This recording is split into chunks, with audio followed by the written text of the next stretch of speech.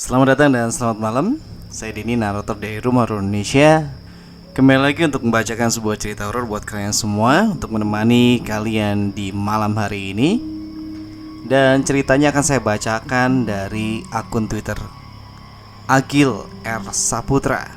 Nah, buat kalian yang memang suka sama tweet horor semacam ini, silahkan kunjungi dan follow Twitternya Agil R Saputra. Dan kalian bisa dukung kami dengan subscribe di channel ini, Rumah Horor Indonesia, dan juga follow podcast horor kita di Spotify di program yang sama, Rumah Horor Indonesia. Dan tanpa perlu berlama-lama lagi, ini dia ceritanya. Selamat mendengarkan. Jakarta 1990. Mira. Deringan telepon rumah seketika menyela keasikan obrolan di sebuah keluarga di malam itu antara Mira, ayah dan ibunya yang tengah saling berbangga karena si Mira sudah resmi menjadi sarjana sekitar 3 hari yang lalu. Sang ayah berjalan ke arah telepon seraya menghentikan tawanya dan mengangkatnya. Sempat terdengar kata halo, dan raut wajah sang ayah pun perlahan berubah menjadi serius sembari berisyarat kepada Mira dan sang ibu atau istrinya untuk melirikkan suaranya yang masih terlihat mengobrol. Karena ternyata itu adalah telepon dari Pak D-nya di kampung. Entah apa yang sedang dibicarakan oleh ayah. Tak selang beberapa lama sang ayah memberikan telepon itu kepada Mira. "Nih, Pak D-mu mau bicara." Dan terjadi sedikit perbincangan antara Mira dan Pak D-nya. "Halo, gimana Pak D?" "Halo, gimana Nduk kabari? Sudah jadi sarjana ya? Selamat ya." "Iya Pak D, makasih." Pak D-nya kemudian bicara lagi. "Gini Nduk, Simba itu lagi masuk angin dan dari kemarin selalu mikir kamu. Katanya kangen Mira gitu. Kamu kan masih libur toh?" "Oh gitu ya. Iya, Mira masih libur Pak D. Kan Mira belum kerja, baru aja wisuda kemarin."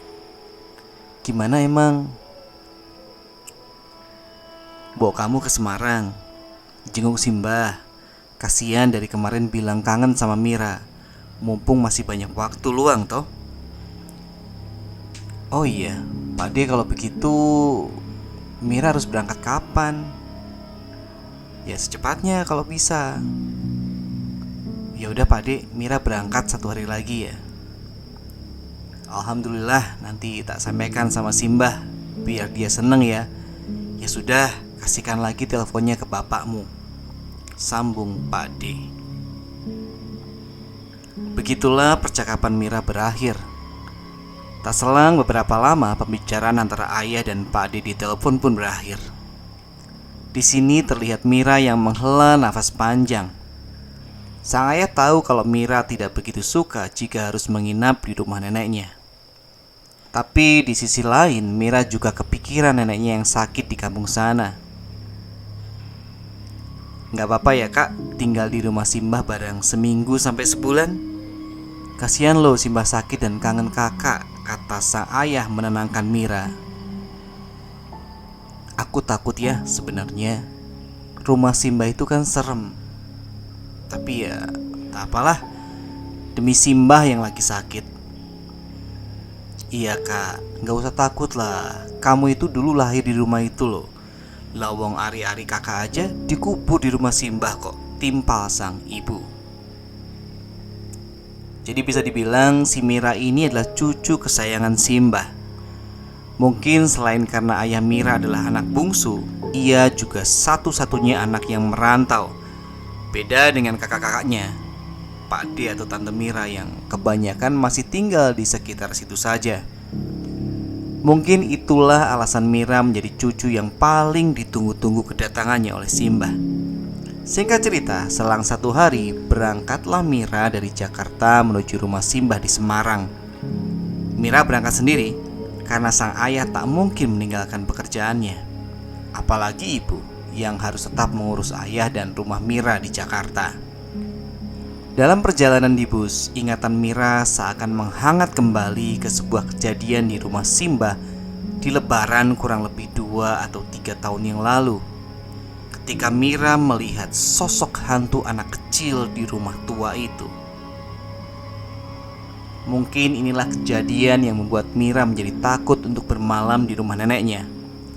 Namun ketakutannya perlahan mulai tawar ketika mengingat neneknya yang tengah sakit dan merindukannya. Begitu pula dengan Mira yang sebenarnya juga sangat rindu dengan neneknya.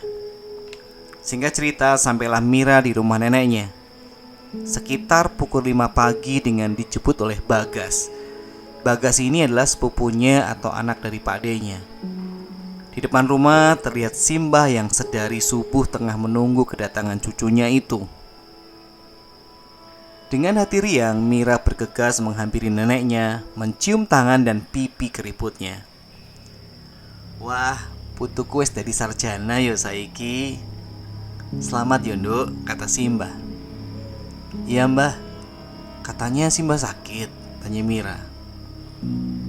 "Walah, mau masuk angin biasa kuwi, Nduk.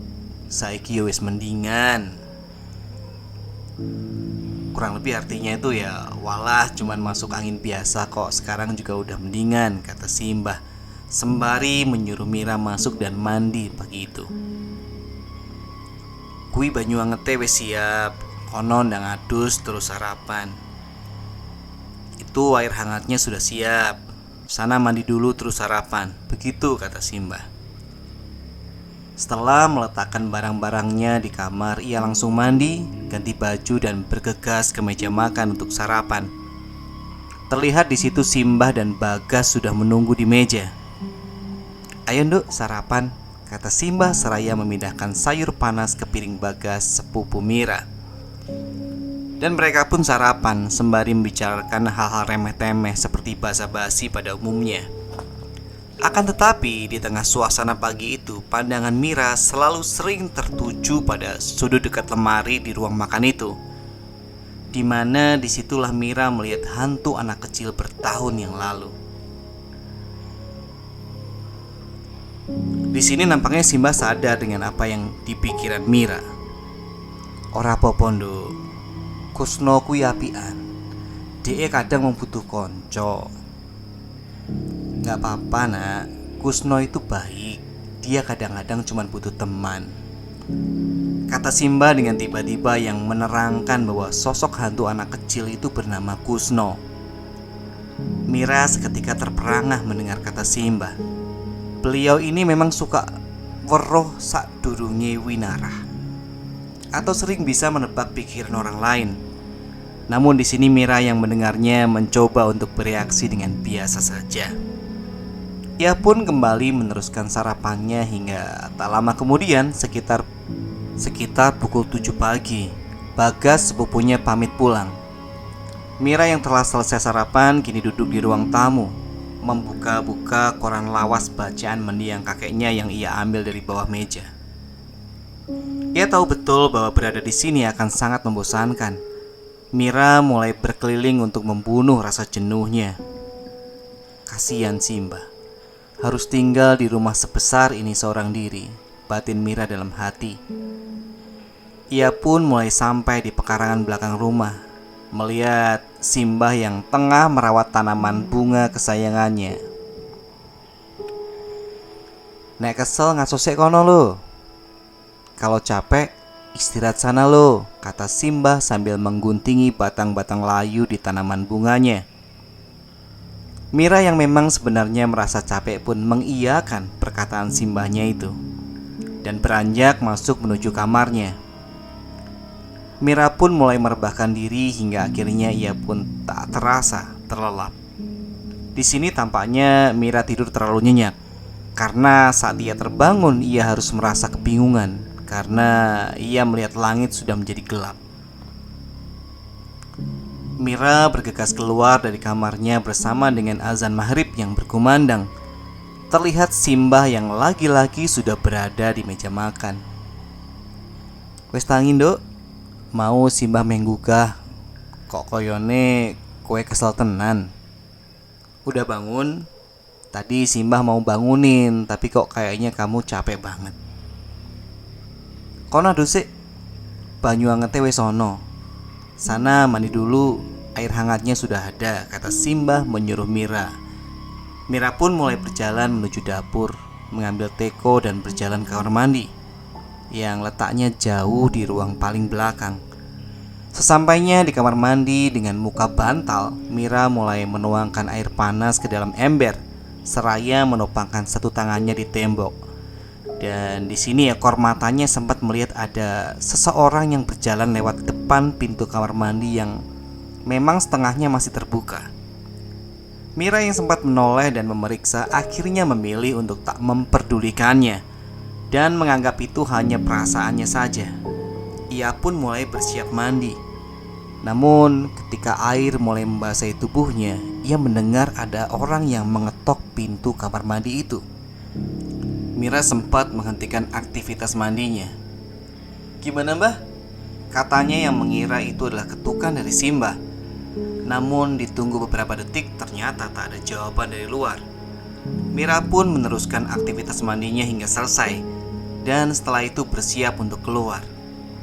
Tapi ketika Mira selesai mengikat anduknya, tiba-tiba ada yang mengetok lagi. "Udah selesai kok ini, Mbah," kata Mira yang masih mengira itu adalah Simbahnya. Dan ketukan itu terdengar lagi bersamaan dengan terbukanya setengah pintu kamar mandi itu. "Iya, Mbah," kata Mira seraya membuka pintu kamar mandi itu sepenuhnya. Namun seketika ia heran ketika ternyata tidak ada siapa-siapa di luar. Di sini Mira mulai merasa takut dan dengan segera ia mulai berjalan dengan cepat menuju ke dalam rumah. Dan terlihat Simbah yang sudah menunggunya di meja makan. "Wes nang salin terus maam, Dok. Sudah, sana ganti baju terus makan, Dok. Atau nak gitu ya," kata Simbah seraya duduk di depan hidangan di meja makan. Mira pun berjalan ke kamarnya sembari memikirkan ketukan tadi di kamar mandi. Ini baru hari pertama, masa sudah begini? Batin Mira sembari mengganti bajunya. Dan setelah itu Mira pun makan malam bersama Simbah. Terjadi percakapan yang menarik di atas meja makan. Di sini Simbah bercerita yang menyiratkan betapa Mira adalah cucu yang istimewa untuk Simbah. "Kamu itu, Nduk, satu-satunya cucu Simbah yang lahir di rumah ini. Nggak seperti sepupumu yang lain yang lahiran di rumahnya masing-masing. Ini memang keinginan Simbah sih, karena bapakmu itu yang paling kecil atau anak bungsu. Jadi Simbah nggak mau jauh-jauh dari bapakmu." Sampai makan malam selesai, mereka masih terlihat asik mengobrol hingga tak terasa waktu sudah menunjukkan pukul 8 malam. Simbah yang tadi sempat meminum obat kini terlihat mengantuk dan akhirnya menutup obrolan malam itu. Simbah berjalan menuju kamarnya seraya berpesan kepada Mira untuk tidak tidur terlalu larut. Mira pun mulai membereskan meja makan dan membawa satu persatu piring dan gelas kotor menuju dapur. Tak ada perasaan apa-apa waktu itu. Nampaknya betapa menariknya cerita Simbah tadi membuat Mira lupa akan ketukan itu. Setelah itu Mira masuk ke kamarnya dan merebahkan diri sambil membaca majalah yang dibawanya dari Jakarta, berharap matanya cepat mengantuk.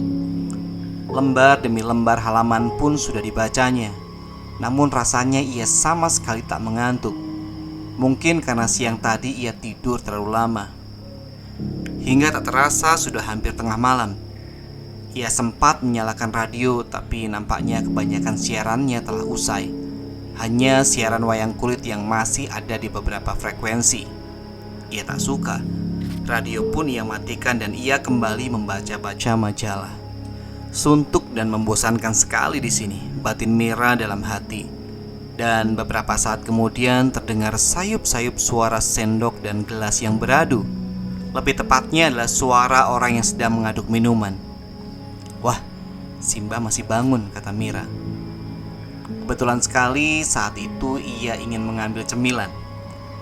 Mira mulai keluar dari kamarnya menuju ke meja makan, mengambil cemilan berikut dengan toplesnya seraya mengintip ke arah dapur. Dan di situ memang terlihat Simbah tengah berdiri di dapur. Entah beliau ini sedang apa, Mira tak tahu pasti, karena posisi berdirinya membelakangi. "Belum tidur, Mbah?" tanya Mira kepada neneknya. Tapi Simbah diam saja, bahkan terlihat tak bergerak dan seperti mematung di ruangan dapur itu. Di sini Mira tak curiga dan memutuskan untuk duduk di meja makan sambil memakan cemilannya seraya menunggu Simbah selesai melakukan segala sesuatu di dapur. Namun setelah ditunggu, Simbah tak kunjung kembali. Mira yang penasaran pun segera memeriksa ke dapur dan di sana tidak ada siapa-siapa. Seketika Mira merinding di sekujur tubuhnya dan berlari menuju kamar Simbahnya. Dan benar saja, di situ terlihat Simbah yang masih tertidur dengan nyenyaknya. Lantas, tadi itu siapa? Apakah aku salah lihat? Batin Mira yang kini mulai ketakutan. Ia pun bergegas masuk ke kamarnya, menutup pintu dan bersembunyi di balik selimutnya. Mira berdoa dalam hati seraya telinganya mengamati keadaan sekitar yang hening itu. Dan tak selang beberapa lama, sayup-sayup seperti terdengar suara tawa riuh yang berasal dari luar kamarnya. Mira membuka selimutnya untuk memastikan apakah suara itu benar-benar ada. Dahinya mengernyit sampai ia merubah posisinya menjadi setengah duduk. Dan memang benar ada suara seperti suara tawa dari dua anak kecil yang tengah bercanda. Aduh, apalagi ini ya Tuhan, kata Mira dengan lirih, tak henti batinnya terus berdoa. Hingga suara itu perlahan mulai menghilang. Mira mulai lega, tapi tidak dengan ketakutannya. Ia mencoba untuk tetap tenang dan kembali merebahkan tubuhnya lagi dengan menghadapkan posisinya ke arah tembok. Di sini ia masih terus berdoa, namun bukannya semakin tenang. Hawa di kamar itu malah berubah menjadi panas, hingga keringat mulai memenuhi bagian kepalanya. Di sini perasaannya mulai tak enak ketika ia mendengar seperti ada seorang yang ada di belakangnya. Ini cuma perasaanku aja. Ini cuma perasaanku aja. Ini cuma perasaanku aja. Mira terus menanamkan kata-kata itu dalam hatinya seraya terus berdoa. Namun perasaannya justru semakin menguat kalau memang benar-benar ada seorang yang ikut berbaring di belakangnya. Akhirnya Mira pun mengumpulkan keberanian untuk membalikkan badannya, berharap tidak ada siapa-siapa di balik badannya. Dengan perlahan Mira mulai membalikkan posisi tidurnya dan setelah berbalik, betapa kagetnya Mira ketika ada seorang perempuan yang ikut tiduran di atas ranjangnya. Dan kini wajah dari sosok itu dan wajah Mira saling berhadapan-hadapan. Wajahnya tak seram, namun sangat pucat. Sosok itu tersenyum kecil dan berkata, "Mbak Mira." Mira hanya diam, tak bisa bergerak.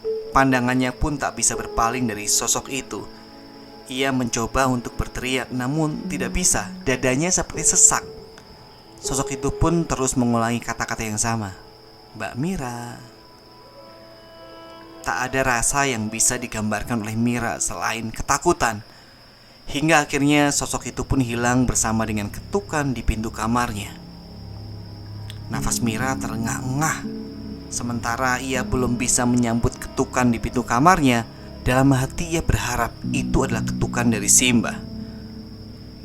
Namun ternyata tidak, karena dari balik pintu itu kembali terdengar, "Mbak Mira, Mbak Mira," sampai 3 kali. Ternyata dari sosok itu lagi. Mira belum selesai dengan ketakutannya, tapi tubuhnya bisa digerakkan sekarang. Mira pun berteriak sekuat tenaga, "Diam!" Dan suara ketukan dan orang yang memanggil namanya itu pun hilang. Setelah itu Mira pun jongkok menelungkup di sudut ranjangnya, dengan pikirannya yang masih mencoba untuk mencerna perihal apa yang terjadi. Hingga tak lama kemudian Simbah yang terbangun pun menerobos masuk ke kamar Mira dan menanyakan apa yang terjadi. Mira masih tak bisa berkata-kata. Hingga akhirnya Simbah pun ikut tidur di sebelahnya, memeluk dan menenangkan Mira. "Wes nduk, Cahayu, kamu itu anak terpilih. Jadi Jadi wajar kalau sering bergesekan dengan hal seperti itu, kata Simbah seraya mengelus rambut Mira. Dan tak bagaimana, Mira pun tertidur dengan nyenyak dan terbangun di sebuah mobil bersama dengan Bagas sepupunya. Jadi ternyata rentetan kejadian tadi adalah mimpi Mira. Ternyata Mira sampai di Semarang sekitar pukul 3.30 pagi. Jam 4 ia dijemput di terminal oleh Bagas. Perjalanan dari terminal menuju ke rumah Simbah cukup jauh, memakan waktu kurang lebih 1 jam. Dan disitulah Mira yang lelah ketiduran dan bermimpi dengan sedetail itu. Yang jelas ia terbangun di dalam mobil dengan suasana langit yang masih agak gelap, tepat di jalan desa dekat rumah Simbah. Mira sempat merasa kebingungan. Ia merasa sangat lama berada dalam mimpi itu, tapi nyatanya ia tidur kurang dari 1 jam. Mira sempat mencubit tangannya sendiri sebelum bertanya kepada Bagas yang duduk di kursi kemudi.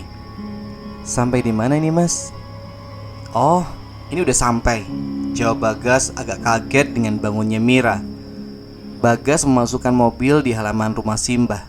Ia berhenti dan berkata, "Mir, aku sama Pak D itu semalam nungguin Simbah di sini. Katanya beliau sesek napas dan tadi dibawa ke rumah sakit Panti Rapih. Ya, nama rumah sakit di Semarang. Sekarang kamu turun, letakin barang-barang, terus mandi. Habis itu kita nyusul Simbah ke Panti Rapih ya," kata Bagas menjelaskan. Di sini Mira yang panik mendengar itu segera menurunkan barang-barangnya dan langsung kembali ke mobil tanpa mandi.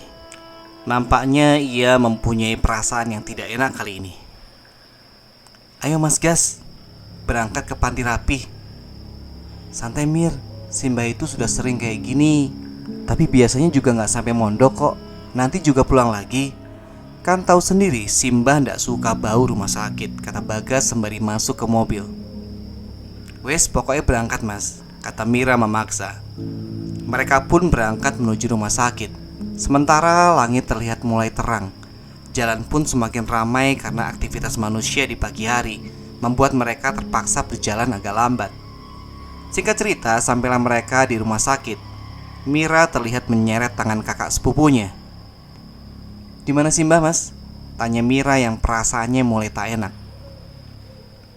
Akhirnya ditunjukkanlah kamar Simbah yang bersyukurnya waktu itu masih dalam keadaan sadar walaupun nafasnya terengah-engah. Mira segera mendekat dan memegang tangan Simbah yang matanya sedikit terpejam. "Mbah, ini Mira udah sampai Mbah," kata Mira dengan halus. Simbah pun tampak merespon dengan membuka sedikit matanya. "Walah, putu wedok sing ayu dewe," jawab Simbah dengan nada terbata. Cucu perempuan yang paling cantik gitu artinya. Di sini Mira tak menjawab. Ia malah fokus dengan peralatan medis yang berada di sekitar Simbah terbaring. Namun seketika Mira terhentak karena tiba-tiba Simbah mengalami kejang. Ia yang panik langsung berlari keluar memanggil Pak D dan Bagas sepupunya untuk memberitahukan hal ini. Pak D sigap memanggil perawat yang berjaga. Simbah pun mulai ditangani oleh beberapa suster yang juga mulai terlihat panik, warawiri, hingga akhirnya dokter pun datang. Tapi tak selang beberapa lama, Simbah menghembuskan nafas terakhirnya. Simbah meninggal dunia.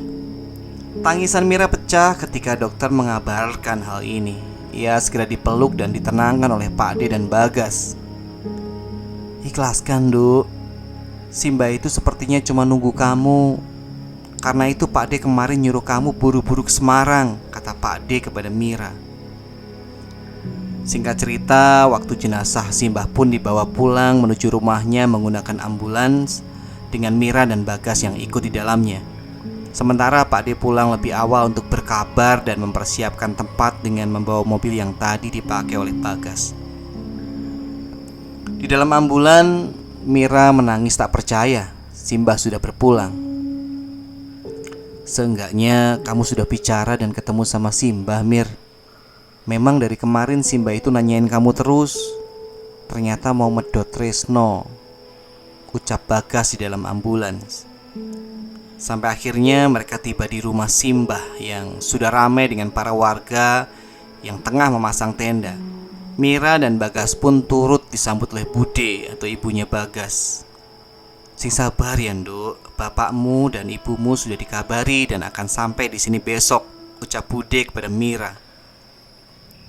Singkat cerita, prosesi pemakaman pun sudah dilaksanakan. Tibalah malam hari setelah acara tahlil. Terlihat kini Mira tengah berjalan melewati meja makan. Entah kenapa ia membuka tudung saji dan kini Mira tampak keheranan melihat sayur asem dan bandeng presto yang sepertinya ini masakan kemarin. Seketika ia teringat akan mimpi itu yang rasanya begitu nyata. Apakah itu mimpi perpisahan dari Simbah? Batin Mira seraya berjalan menuju pekarangan belakang rumah dan duduk di sana. Ia tampak melamun, tak peduli dengan riuh rame para saudara dan kerabatnya yang tengah berada di ruangan depan.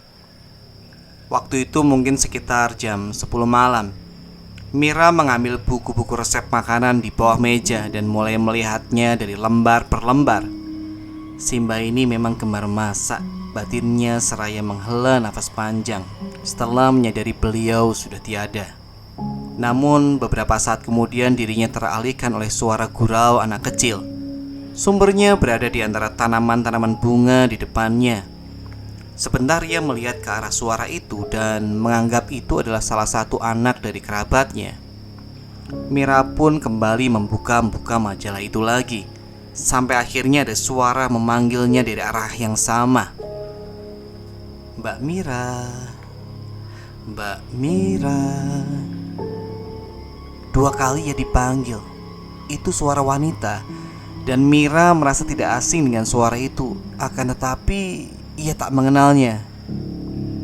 Dalam atau saya gitu dalam bahasa Jawa yang sopan, jawab Mira seraya mendekat dan melihat ke arah suara itu berasal. Ia tak melihat apa-apa selain kegelapan karena memang pekarangan bunga itu tak dilengkapi dengan penerangan. Siapa ya? Kata Mira kembali dan tiba-tiba, Mbak Mira. Betapa kagetnya suara itu kini berpindah ke sampingnya. Ia yang secara spontan menengok seketika tercengang ketika ia melihat Simbah yang sudah duduk di sebuah kursi yang berada di sampingnya itu. Tak hanya itu, karena di samping kanan dan kiri Simbah juga berdiri 2 sosok,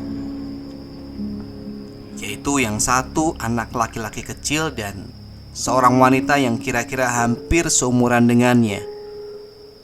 Pandangan Mira masih tertuju hingga akhirnya terdengar lagi suara yang sama memanggil Mbak Mira lagi, seperti tadi, yang ternyata keluar dari salah satu sosok, yaitu wanita yang berada di samping Simbahnya yang duduk tersenyum. Kaki Mira seakan lemas dan memaksanya untuk ikut duduk di kursi yang tadi sempat menjadi tempat ia duduk. Perasaannya benar-benar tak bisa tergambarkan. Ia mulai memejamkan mata dan memalingkan pandangannya.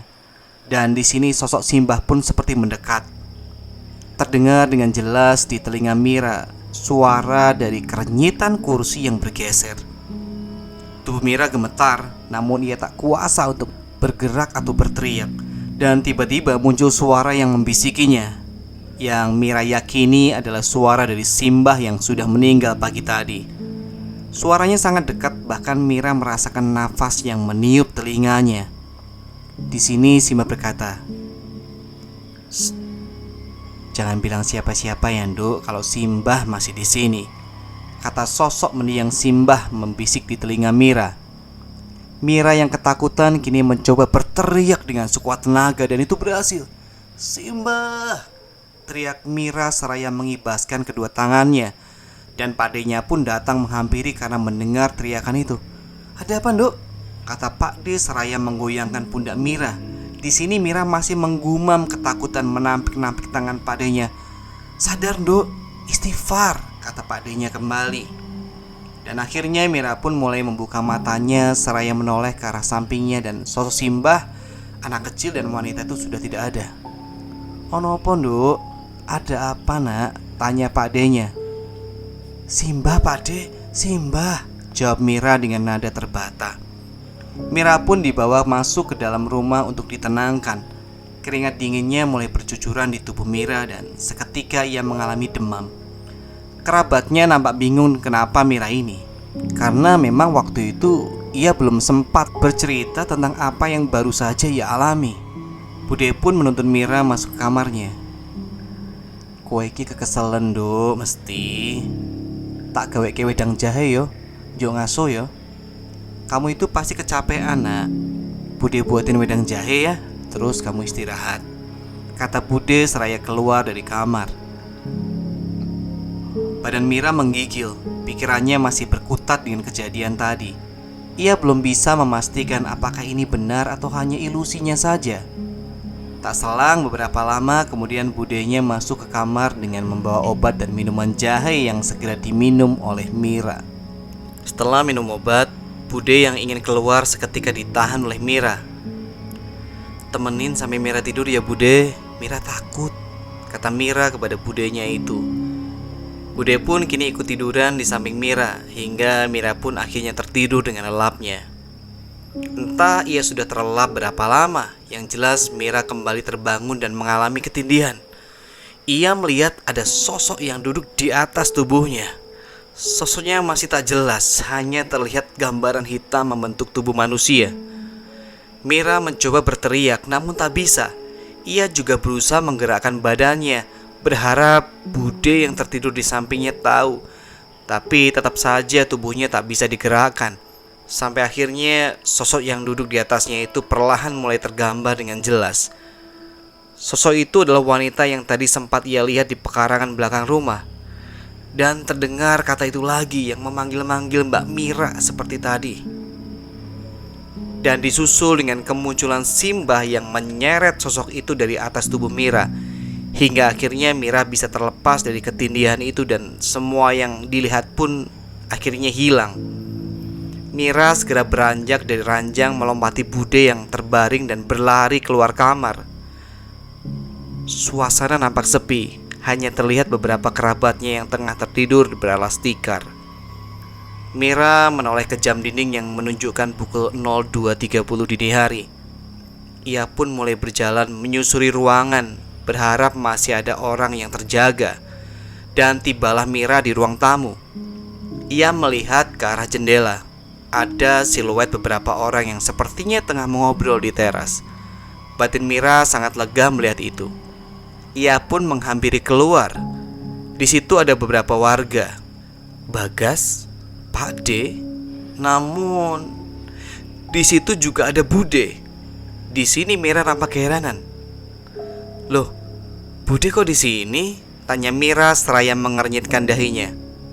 Di sini gimana? Lawang Bude memang ikut lelean atau begadang bersama di sini, jawab Bude. Loh, bukannya Bude ikut tidur sama Mira di kamar? Jawab Mira kembali. Iya, memang tadi Bude nganterin kamu Nduk ke kamar. Terus pas Bude bikin minum buat kamu, kamunya udah tidur. Jadi ya Bude keluar lagi dan melean di sini. Emang gimana toh Nduk? Jawab Bude menjelaskan. Jadi ternyata kejadian sebenarnya adalah setelah Bude mengantar Mira yang demam dan keluar untuk membuatkan minuman hangat, Bude yang kembali masuk melihat Mira yang sudah tertidur. Lantas Bude meletakkan minuman dan obat itu di meja di samping tempat tidurnya dan Bude pun keluar. Mendengar penjelasan itu, Mira segera masuk dan melihat ke kamar.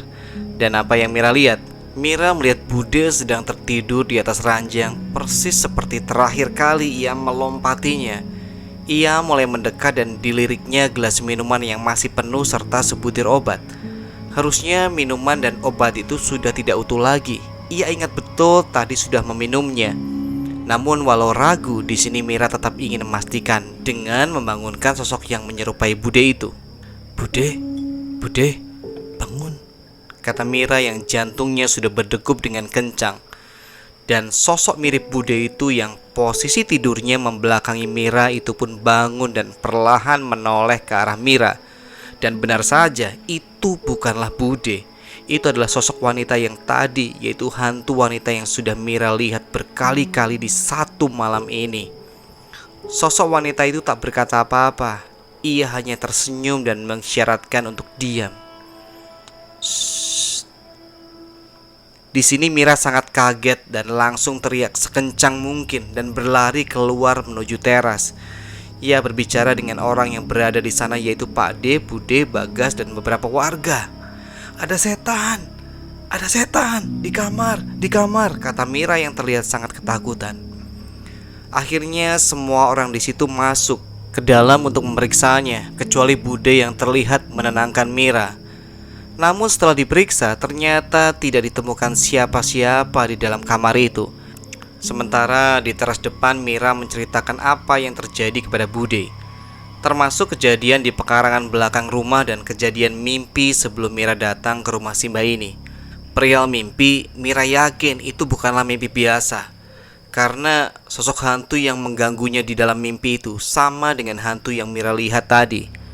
Tak selang beberapa lama, Pak D, Bagas, dan beberapa warga pun keluar, disusul dengan para saudara-saudara Mira yang hampir semuanya terbangun karena kehebohan ini. Mereka berkumpul di ruang tengah, sementara para warga mulai berpamitan pulang satu persatu. Tinggal Mira, Bagas, Pak D, Bude, dan beberapa di situ yang mulai saling bertanya, ada apa sih sebenarnya? Namun tiba-tiba muncul suara yang entah dari mana asalnya. Yang jelas suara itu bukan berasal dari orang-orang yang berada di situ.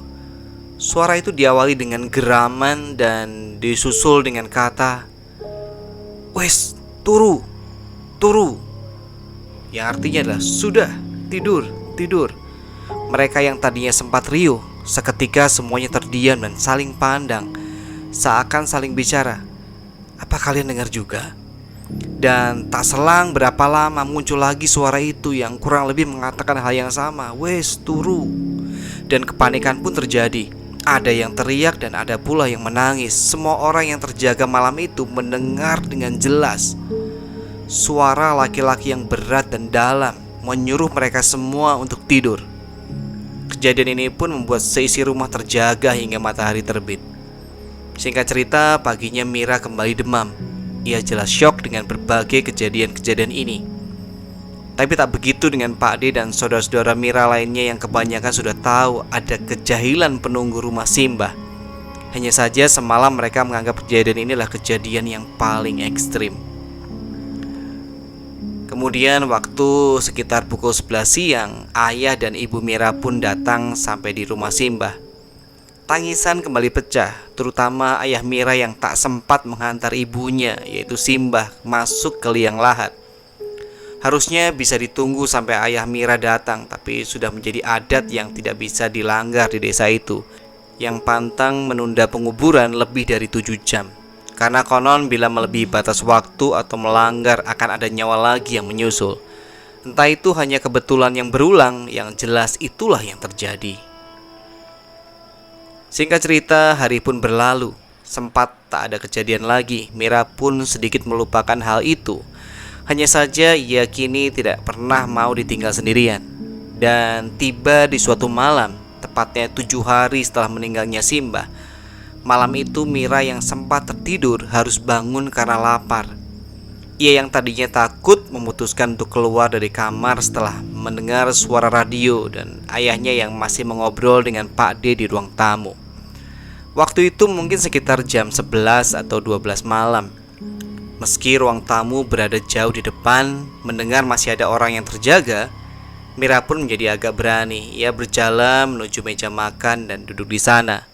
Mira mulai mengambil nasi dan makan di situ tanpa memikirkan apapun. Sesekali ia mengambil sayur lagi dan makan dengan cukup lahap. Sampai perasaannya menyadari ada sosok yang tiba-tiba duduk memenuhi 3 kursi di meja makan itu. Ketika Mira menunduk dan hendak menyuap nasi, di sini perasaannya mulai tak enak. Tapi Mira tak berani menengadahkan kepalanya ketika telinganya masih mendengar Pak D dan ayahnya yang masih mengobrol di ruang tamu. Tangannya gemetar memegang sendok yang sudah dipenuhi nasi. Namun di sisi lain ia juga penasaran siapa sosok-sosok yang duduk satu meja dengannya itu. Mira berdoa dalam hati dan mulai mengumpulkan keberanian untuk mendongakkan kepalanya. Dengan nekat, Mira perlahan menengadahkan kepalanya sambil berkata, "Allahu Akbar." Dan apa yang terjadi? Di situ ada 3 sosok yang tengah memandangi Mira sambil tersenyum. Sosok itu adalah anak kecil, wanita itu lagi, dan sosok pria hitam kekar. Mira sempat memandangi ketiga sosok itu satu persatu sampai akhirnya ia kembali menurunkan kepalanya dan berlari menuju kamar sambil berteriak. Dan tak selang beberapa lama, sang ayah yang mendengar teriakan Mira pun menghampiri serta menenangkannya. Untung malam itu adalah malam terakhir Mira menginap di rumah Simbah, karena memang rencananya Mira, ayah, dan ibunya akan kembali lagi ke Jakarta setelah 7 hariannya Simbah. Esoknya Mira pun pulang ke Jakarta membawa pengalaman yang tak terlupakan. Terlepas dari semua keseraman rumah Simbah ini, Mira tak pernah kapok untuk kembali lagi ke sana. Karena di setiap tahunnya atau saat lebaran, Mira dan keluarganya akan kembali ke rumah Simbah, berkumpul dengan keluarga besarnya, menginap dan pulang kembali dengan membawa pengalaman yang berbeda. Ternyata gangguan dalam lembut ini memang sudah ada sejak dulu, sejak para anak Simbah termasuk Pak D dan ayah Mira masih kecil. Dan memaksa mereka, yaitu maksudnya anak-anaknya Simbah, mau tak mau harus terbiasa dengan perangai lembut di rumah ini yang selalu ingin berbaur dengan manusia. Oke teman-teman semuanya, itu cerita horor kita untuk malam hari ini. Terima kasih untuk akun Twitter Agil R. Saputra yang sudah menceritakan sebuah kisah horor yang luar biasa. Terima kasih sudah mendengarkan sampai akhir. Sampai ketemu lagi di cerita horor berikutnya. Selamat malam, selamat beristirahat.